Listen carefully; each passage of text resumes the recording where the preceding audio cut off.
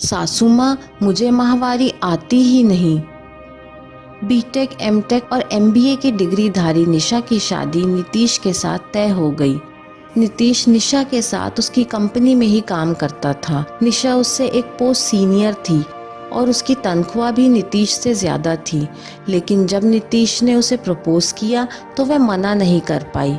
देखने में धीर गंभीर हैंडसम सा नीतीश उसे बहुत अच्छा लगता था। धीरे धीरे दोनों में प्यार हो गया और अंततः दोनों ने शादी कर ली।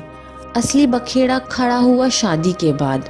नीतीश के घर में केवल उसकी माँ और पिता रहते थे। एक बहन भी थी, लेकिन उसकी शादी हो चुकी थी। शादी के पहले दिन ही नीतीश की माँ ने निशा को समझाना शुरू कर दिया, देखो बेटा, जब भी तुम्हारी माहवारी आएगी तुम मुझे बता देना। हमारे यहाँ माहवारी में औरतों का चेहरा नहीं देखा जाता। जितने भी दिन तुम्हें माहवारी रहेगी तुम्हें अलग कमरे में रहना, तुम्हें अलग कमरे में अलग बिस्तर पर सोना होगा। वहीं पर तुम्हें तुम्हारा खाना दे दिया जाएगा। निशा द्वारा इसका कारण पूछने पर उसकी सास ने समझाया, माहवारी में औरतें अशुद्ध हो जाती हैं, इसलिए उनकी छाया भी लगने से पुरुष को पाप पड़ता है। इसी कारण तुम्हें अलग कमरा दे दिया जाएगा जहां तुम आराम से रहना। तुम्हें कोई तकलीफ नहीं होगी, बस तुम्हें पूरा समय उसी कमरे में बैठे रहना होगा। निशा ने जब ये तुगलकी फरमान सुना तो उसके पैरों तले जमीन खिसक गई। उसने अकेले में नीतीश से पूछा, नीतीश, तुम्हारी मम्मी ने मुझसे ऐसे ऐसे कहा है, अब तुम ही बताओ, 5 दिन तक मैं कमरे में बंद रहूंगी, कोई मेरा चेहरा नहीं देखेगा तो मैं ऑफिस कैसे जाऊंगी? नीतीश ने सीधा सीधा पल्ला झाड़ लिया और उसने कहा, निशा, यह सब औरतों की बातों में मुझे मत घसीटो। यहाँ पर ऐसा ही होता रहा है। दीदी थी, वह भी महीने में कुछ दिनों तक कमरे में बंद रहती थी, लेकिन तुम्हारा जैसा मन करता है तुम वैसे मैनेज करना। मैं तुम्हारे और मम्मी के बीच में कुछ नहीं बोल सकता। खैर, शादी के 4 दिन बाद ही वह लोग 10 दिन के लिए हनीमून चले गए। लौट के आने पर 1 हफ्ते बाद ही निशा और नीतीश ने वापस ऑफिस ज्वाइन कर लिया। शादी के बाद 2 महीने बीत चुके थे, लेकिन निशा ने एक बार भी अपनी सास को नहीं बताया कि उसे माहवारी आई। अब निशा की सास ने उसे बुलाया और पूछा कि क्यों बहू, 2 महीने बीत गए, तुमने बताया नहीं कि तुम्हें माहवारी कब आई? तुमसे कहा था ना कि मुझे बता देना, जिससे तुम्हारा कमरा अलग कर दूंगी। निशा ने धीरे से मुस्कुराते हुए जवाब दिया, ऐसा है ना माँ जी, मुझे माहवारी आती ही नहीं। निशा की सास को काटो तो खून नहीं। बोली, हे भगवान, ये क्या कह रही हो, तुम्हें माहवारी नहीं आती?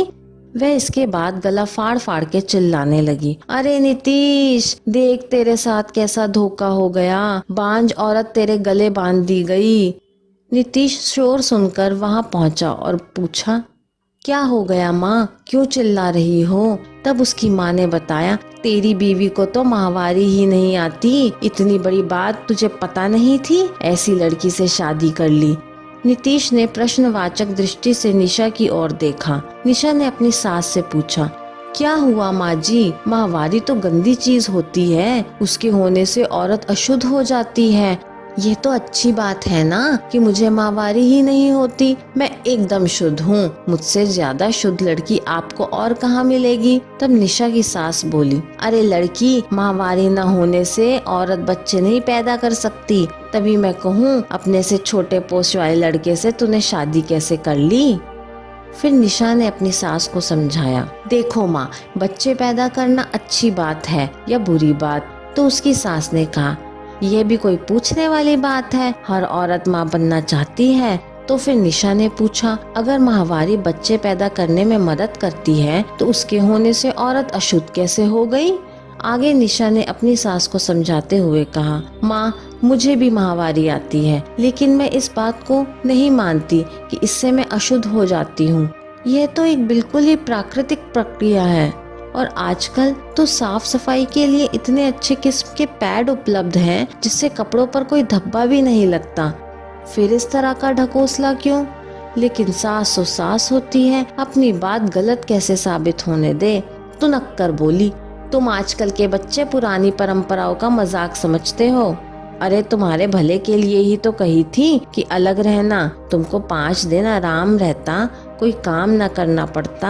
हमारे पुरखों ने नियम बनाए हैं तो कुछ सोच समझ कर ही तो बनाए होंगे।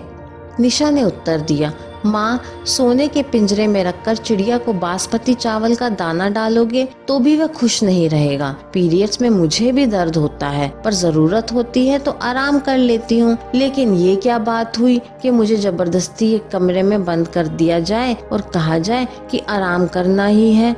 अगर मुझे जरूरत लगेगी तो मैं खुद कहूँगी कि मुझसे काम नहीं हो रहा, मुझे आराम करने दीजिए। बस रीति रिवाज के नाम पर उल जुलूल कानून मुझ पर ना ला दिए। अब निशा की सास ने अपनी आखिरी पैंतरा चलाया और नीतीश की ओर आंखों में आंसू भरकर बोली, देख ले बेटा, ये कल की छोकरी मेरे साथ कैसे कैसे मजाक कर रही है। क्या इसलिए मैंने तेरे प्रेम विवाह पर स्वीकृति दी थी? नीतीश के कुछ बोलने से पहले ही निशा ने कहा, माँ जी, नीतीश कुछ नहीं बोलेंगे क्योंकि वह कह चुके हैं कि वे औरतों के पछड़े में नहीं फंसने वाले। क्यों नीतीश, मैं सही कह रही हूँ ना? और ऐसा कहकर निशा अपने कमरे की ओर चली गई। अभी उसे बहुत सारे असाइनमेंट पूरे करने थे। ये कहानी आपको कैसी लगी मुझे कमेंट करके ज़रूर बताइए। कहानी पसंद आई हो तो लाइक, शेयर और चैनल को सब्सक्राइब करना ना भूलें। कहानी सुनने के लिए आपका बहुत बहुत धन्यवाद।